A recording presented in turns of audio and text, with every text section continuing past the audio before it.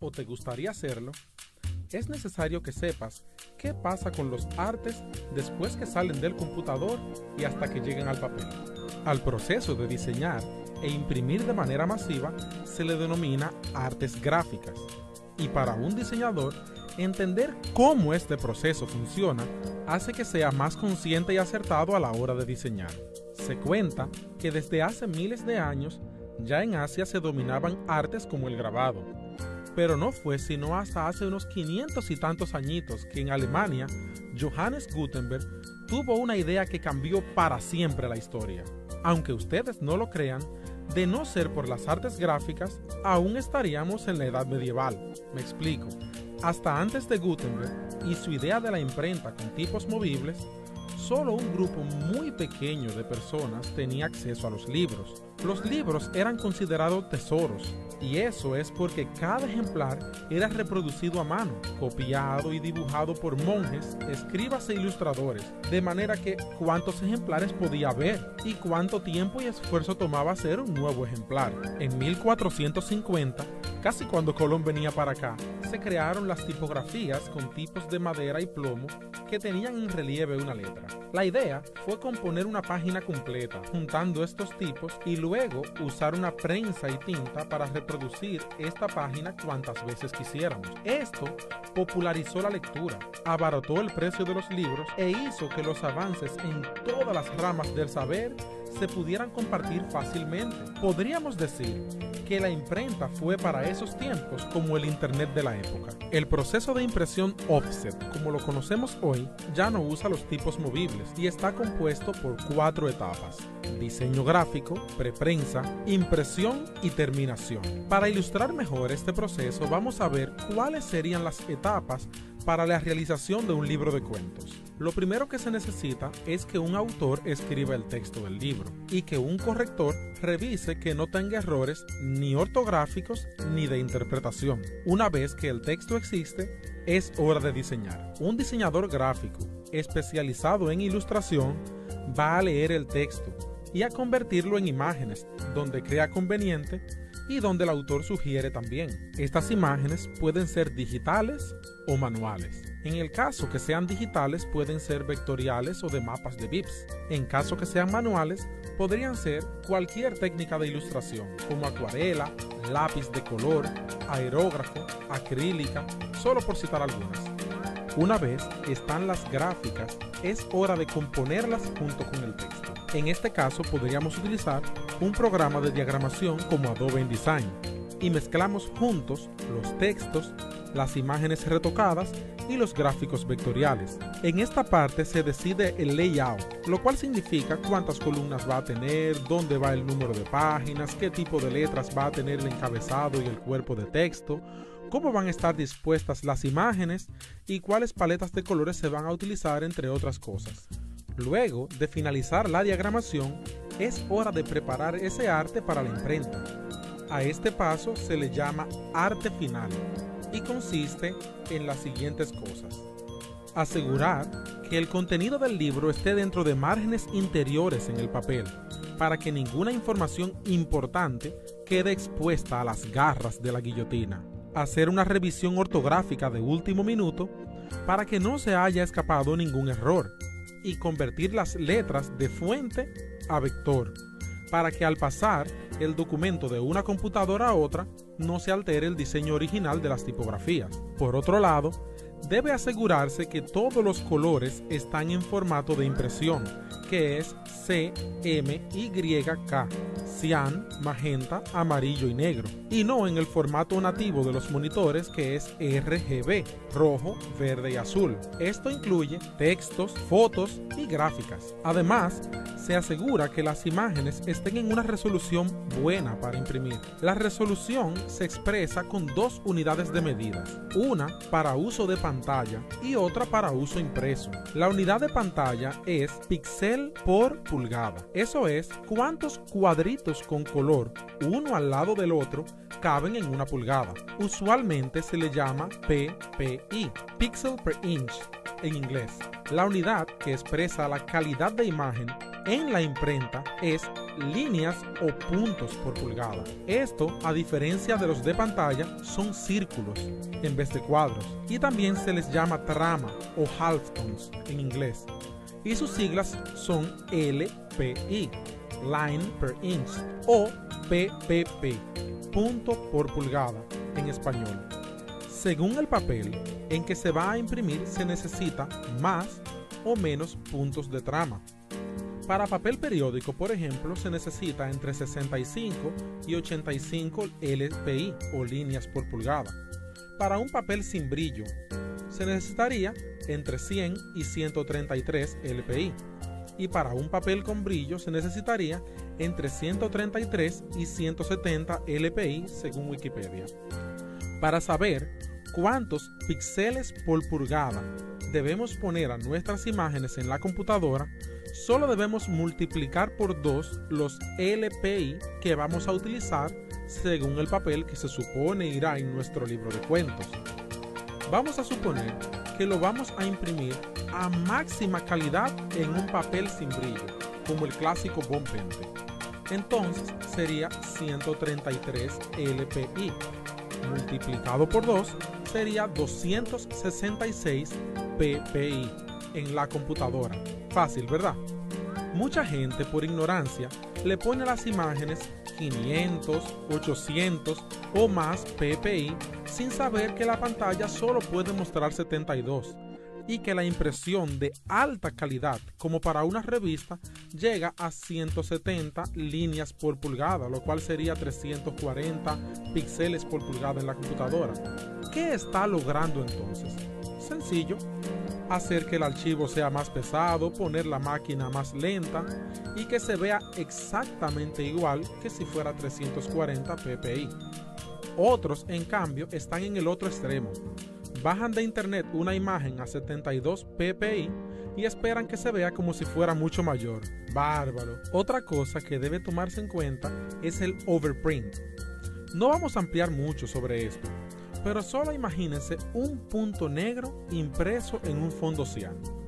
En la pantalla se ve así, pero puede que termine impreso así, ya que los colores suelen no encajar 100% perfectos una vez impresos. Entonces el overprint es la solución, haciendo que el cian sea un poquitito más pequeño y que le dé un margen de error a la impresión. Por otro lado, nuestro libro de cuentos ha sido diseñado con el orden de las páginas de forma lineal, 1, 2, 3, etc. Pero si tomamos una hoja de algún periódico, podemos ver que en esa hoja tiene la página 1 y la página 16 de un lado, y la página 2 y la página 15 en el otro. Eso significa que a la hora de imprimir las páginas hay que quitar el orden lineal que tienen, ya que la imprenta se alimenta de páginas enormes y podemos imprimir varias al mismo tiempo.